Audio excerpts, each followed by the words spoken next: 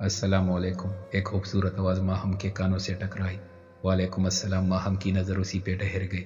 उसकी झील सी आंखें, खूबसूरत भूरे बाल, होंठों पर रेड लिपस्टिक जो कमाल लग रही थी। ये कहना गलत नहीं होगा, वो बला की हसीन थी। मिस जी। माहम उसकी आवाज़ पर चौंकी। वलीद है आप इसमें? जी सर हैं। ओके थैंक्स कहती हुई वो वलीद के कमरे की तरफ बढ़ गई। माहम उसको जाते हुए देख रही थी, फिर सर झटक कर अपने काम में लग गई। सबा की शादी के बाद से वो वलीद का सामना नहीं कर रही थी। वो अपनी बदतमीज़ी पर शर्मिंदा थी। माहम, सोनिया ने उसे मुखातिब किया। जी। माहम ने मसरूफ अंदाज में जवाब दिया।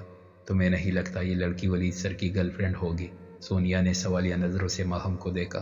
पता नहीं, मैं क्या कह सकती हूँ यार, तुम देखो तो सही किस कदर खूबसूरत है। ऊपर से उसने खुद को कितना टिप टाप रखा है। माहम ने मुख्तसर जवाब दिया। वैसे माहम, अगर तुम भी खुद को ऐसा रखो तो तुम मुझसे भी ज़्यादा हसीन हो। उसकी बात पर माहम ने नज़र उठाकर सोनिया को देखा और वापस अपने काम में लग गई। घर का खर्च तो चलता नहीं है, अपने लिए कुछ कैसे खरीदूं? माहम दिल में बस यही सोच सकी। अरे वाह, बड़े मसरूफ लग रहे हो। वलीद ने फाइल से नज़र उठाकर देखा। सामने नायाब खड़ी थी। नायाब को देखकर वलीद के होंठों पर मुस्कुराहट फैल गई। नायाब, तुम यहाँ? मेरा मतलब मेरे ऑफिस में। तो क्या करती, तुम तो मेरा फ़ोन नहीं उठाते, तो मुझे तुम्हारे ऑफिस से आना पड़ा। नायाब मुंह बनाकर बोली। अच्छा बैठो तो सही। वलीद ने अपने सामने वाली कुर्सी पर बैठने का इशारा किया। हाँ हाँ, बैठने ही आई हूँ। कुर्सी पर बैठते हुए वो बोली। कैसी हो? ठीक हूँ यार, नायाब उदासी से बोली। अच्छा, तुम्हारी आंखें तो कुछ और कह रही है। वलीद ने आबरू झुका कर देखा। चलो शुक्र है किसी को तो मेरी आंखें पढ़नी आती है। कैसी बातें करती हो यार, तुम्हारा दोस्त हूँ, सब जानता हूँ। अच्छा ये बताओ क्या लोगी? वलीद ने बात बदली। लंच का टाइम है, चलो लंच करने चलते हैं, अगर तुम बिजी नहीं हो तो। नहीं, तुम्हारे लिए तो नहीं हूँ। चलो चले, वलीद उठते हुए बोला। चले जी, नायाब ने मुस्कुराते हुए जवाब दिया। अम्मार? जी अम्मी। आबिदा की आवाज़ पे अम्मार बाहर जाते हुए मुड़ा। आओ कुछ देर मेरे पास भी बैठ जाओ। आबिदा के हर अल्फाज में मोहब्बत झलक रही थी। जी अच्छा। अम्मार वापस आकर आबिदा के पास बैठ गया। जी अम्मी। बोले क्या बात है? अम्मार बेटा बस कर दो, अब मुझे इजाज़त दे दो कि मैं तुम्हारे लिए कोई लड़की ढूंढूं। मैं अब और तुम्हें ऐसे ज़िंदगी गुजारते नहीं देख सकती। 5 साल हो गए हैं पर तुम आज भी वही खड़े हो। क्या फ़ायदा हुआ तुम्हें इतने साल खुद से दूर रखने का मुझे? जब तुमने खुद को बदलना ही नहीं था तो फिर मुझसे दूर क्यों रहे? आबिदा दुख से बोली। शायद अपने बेटे को ऐसे देखकर वो थक चुकी थी। अम्मी, आपके कहने पे मैं पाकिस्तान आया हूँ। अब खुदारा मुझसे और किसी चीज़ की उम्मीद मत रखे। मुझे नहीं करनी किसी भी लड़की से शादी, और आइंदा प्लीज़ मुझसे ऐसी कोई बात मत कीजिएगा। अम्मार की आवाज़ में तलखी साफ ज़ाहिर थी। पर बेटा, इससे पहले आबिदा मज़ीद कुछ कहती, अम्मार उठकर बाहर को चल दिया और आबिदा बेबसी से उसे जाते देख रही थी। जी तो बताए मैडम, कैसी गुजर रही है लाइफ? वलीद ने काना काते हुए पूछा। बस गुजर रही है, बाबा चाहते हैं मैं अब शादी कर लूँ। ये तो अच्छी बात है, मेरी भी जान छूट जाएगी तुमसे। वलीद शरारत से बोला। वलीद क्या है यार? नायाब ने घूरा। वलीद। हाँ बोलो। वलीद, तुम अपने दोस्त से बात करो ना कि वो मुझसे शादी कर ले। नायाब की आवाज़ में इल्तिजा थी। तुम्हें क्या लगता है मैं कुछ नहीं जानता? तुम कितना चाहती हो उसे? मैंने तुम्हारे कहने से पहले ही उससे बात की थी पर वो नहीं मानता। वलीद मायूसी से बोला। वलीद, मुझ में क्या कमी है? मैंने हर चीज़ छोड़ दी सिर्फ उसके लिए, जैसा वो चाहता है।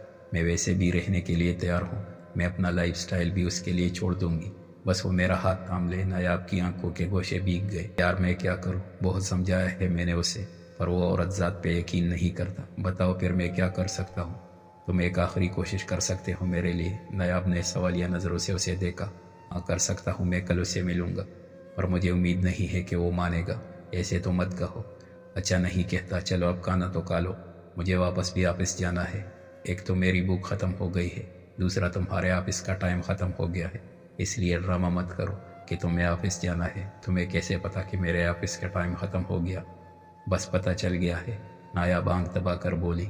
अच्छा चलो, फिर भी काफ़ी देर हो गई है, तुम मेरे साथ चलोगी? नहीं, मैं अपनी गाड़ी में आई थी, उसी पे ही जाऊंगी। चलो ठीक है, फिर कल शाम को बताऊंगा, जो उसने जवाब दिया। अच्छा सही। माहम सड़क पर पैदल चल रही थी। आज भी उसने रिक्शा नहीं करवाया था। कुछ देर चलने के बाद एक गाड़ी उसके सामने रुकी। माहम ने नज़र उठाकर नहीं देखा और दूसरी साइड से आगे बढ़ गई। वो गाड़ी से उतरा और उसके करीब जाकर बोला, नज़र उठाकर भी देख लिया करे, ऐसे एक्सीडेंट हो जाए तो फिर। नज़र उठाकर देखा तो सामने वलीद खड़ा था। सर आप? जी मैं ही। आप पैदल क्यों जा रही है? सर वो मैं। अब वो क्या बताती कि उसके पास पैसे नहीं है। चले मैं आपको ड्रॉप कर देता हूँ। नहीं सर, मैं चली जाऊँगी, माहम झिझकते हुए बोली। आप मुझ पे यकीन कर सकती है। میں آپ کو آپ کے گھر کے قریب ڈراپ کر دوں گا۔ ولید اس کی طرف دیکھتے ہوئے بولا، نہیں سر، ایسی بات نہیں ہے۔ پھر چلے۔ ولید ہاتھ باندھے اسے دیکھ رہا تھا۔ جی سر۔ ولید نے اس کے لیے گاڑی کا دروازہ کھولا۔ ماہم گاڑی میں ہچکچاتے ہوئے بیٹھ گئی۔ ولید گاڑی سٹارٹ کرتے ہوئے ماہم کی طرف متوجہ ہوا جو اپنے ہاتھوں کو مسل رہی تھی۔ آئی ایم سوری، ولید سامنے دیکھتے ہوئے بولا۔ ماہم نے اس کی بات پر چونک کر اسے دیکھا۔ مجھے اس دن آپ سے ایسے بات نہیں کرنی چاہیے تھی، میں شرمندہ ہوں۔ نہیں سر، آپ ایسا مت کہے پلیز۔ اس دن میں نے آپ سے بدتمیزی کی تھی، معافی مجھے مانگنی چاہیے آپ سے۔ نہیں، آپ نے جو کہا وہ سب سچ تھا۔ آج کل کے دور میں ہر انسان یہی سوچتا ہے کہ اگر کوئی پریشان ہے یا اداس ہے تو صرف کسی کی محبت میں ہی گرفتار ہوگا یا کسی کی بے وفائی کا روگ لے کے بیٹھا ہے، اور میں بھی انہی لوگوں میں سے ہی ہوں۔ ولید بے بسی سے بولا، اور ماہم بس اسے دیکھے جا رہی تھی۔ وہ سوچ بھی نہیں سکتی تھی کہ ولید ایسی باتیں بھی کر سکتا ہے۔ ولید نے اپنی بات مکمل کرتے ہوئے ماہم کی طرف دیکھا جو اسی کو ہی دیکھ رہی تھی۔ میں صحیح کہہ رہا ہوں نا؟ جی سر۔ ماہم ایک دم چونکی اور اپنی نظریں فوراً جھکا لے۔ اچھا ایک بات پوچھوں؟ ولید نے بات بدلی۔ جی سر، ماہم نے احترام سے جواب دیا۔ آپ کون سی کریم استعمال کرتی ہے؟ ولید شرارت سے بولا۔